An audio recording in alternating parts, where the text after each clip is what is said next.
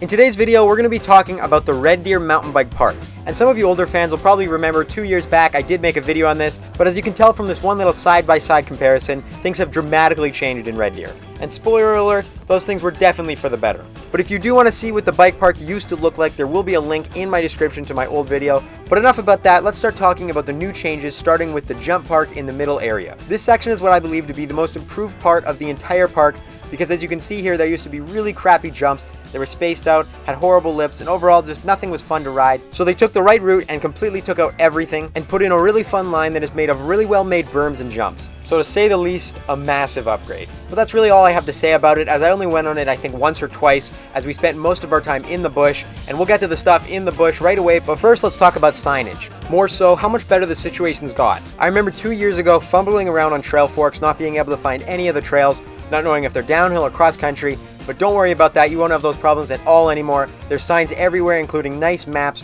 with every single trail you'll need, so you can rest assured you'll never get lost. But now let's talk about 3 trails that we had a lot of fun on, starting with the Can of Worms. This trail is extremely fast and fun, but I do have to give a warning to the beginning skinny. Not only is it extremely high in the air, but there's a good portion of it where it's only 4 inches wide. But since this is quite difficult and a lot of people won't be willing to try this, they did make a buy, which is called the skinny line, which is fantastic for any beginners or anyone learning to do skinnies, because it's quite long, very well made, and there's no risk to falling off. But whichever way you prefer going, you'll wind back up on the Can of Worms and continue on. And aside from one more skinny that's quite close to the beginning, the rest of the trail is all fast, fun, flowy jumps that aren't too hard to clear but are still a challenge. And a great thing about the Can of Worms is that really any skill group can ride this, because it's not that hard. Every single jump is a tabletop, meaning that it's not a gap, so if you don't clear it, it's fine, you just roll right over. So really, this is a great trail to start off on and maybe start learning how to do some jumps. But now let's talk about the third trail, called Elbow, which is still a black diamond, but is definitely more difficult than the other black diamonds. And if you've watched my old video, or maybe you've just been here, you know that this trail starts out with a pretty gnarly and massive teeter-totter. Or at least it used to. To my surprise, it was completely taken out, which I can only assume they took it out because of how many injuries happened because of it. As you can see here, it was actually pretty low profile, and if you didn't expect it, you might have just rode not knowing it was there and falling off, which you're pretty high up, you could get hurt fairly easily. So maybe they just should have added a sign or something, but honestly, it's probably a good idea just for the sake of people returning home safely. So it sucks, but it probably had to be done. Nevertheless, the rest of Elbow is fantastic. And just because they removed a hard obstacle at the beginning doesn't mean the rest of the trail became easier, because it is still very difficult. This trail has some serious jumps as well as some pretty difficult berms, but even if you don't want to do them, I think you can still ride down it and have a good time. Just make sure there's no one coming behind you or you might get hit. Yeah, go for it. Nice. And with that, it concludes the top 3 black diamonds. And one thing I just wanted to mention quick too is, if anyone was wondering, there's absolutely no chairlift. You're gonna have to turn and climb up some wide double track that honestly is kind of fun. There's a little bit of roots, but it gets a little repetitive, and it can take a lot of energy away. And up we go.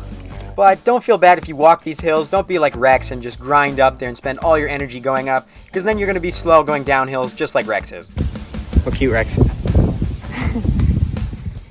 But with that, it brings me to the final trail I want to talk about, called the Sweet 16. And I definitely saved the best for last year, because this trail is extremely well made, but also extremely difficult.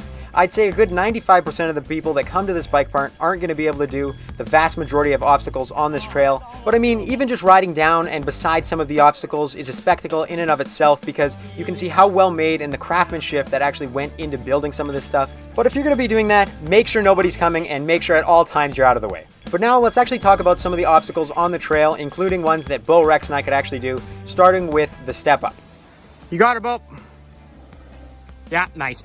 Holy crap. And this step up was huge. Of course, the camera's not going to do it justice, but this is the first jump I've ever hit in my life where I had to go into the top gear and pedal my heart out to actually make the gap. But once you start to hit the launch and it kind of soaks up all your speed and you gracefully glide into the air onto the landing, you'll know that it was all worth it, because this is a really fun obstacle. If you think you're good enough for it, I highly recommend you try it.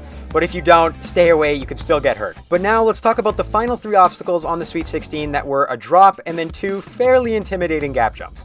But first off, let's talk about the drop that Bo, Rex, and I were actually all able to do, and it was probably the easiest obstacle on all of the Sweet 16, but that doesn't mean it was easy. This is still a very intimidating obstacle, but once you finally hit it, you'll realize it was actually very well made and very smooth. You got it, Rex. Oh! But directly after that, you have two of the biggest and most intimidating gap jumps I have ever hit. These two jumps alone probably took Bo and I about an hour and a half to finally be able to clear both, but since I was the one with the camera, I'll just show you all of Bo's fails and none of mine, so enjoy. Nice. Ooh.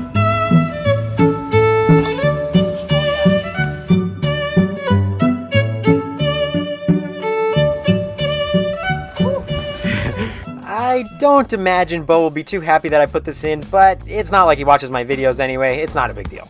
But all jokes aside, these jumps are very well made and extremely fun. It's just hard to describe the feeling you get when you finally land it. Oh, yeah. And something that was really cool for me is I remember 2 years ago when I came here with my dad, we were looking at these jumps and my dad said something along the lines of only idiots would try these kind of jumps, and looks like Bo, Rex, and I are officially idiots, which is great news. And the last thing I want to mention before wrapping up this video is there is a cross-country trail called the Roots, Turns, and Twists that is pretty mediocre. I mean, you're not coming here for the cross-country trails, you're there for the downhill, but if you want to give this trail a try, go for it.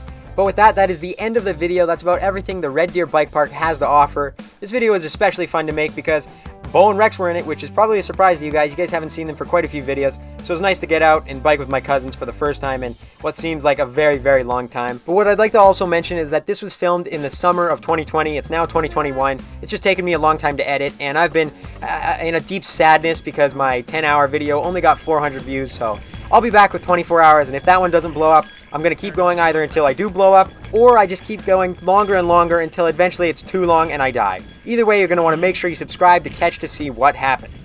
Anyway, that's the end of the video. Thank you guys so much for watching, and I will see you guys in the next video.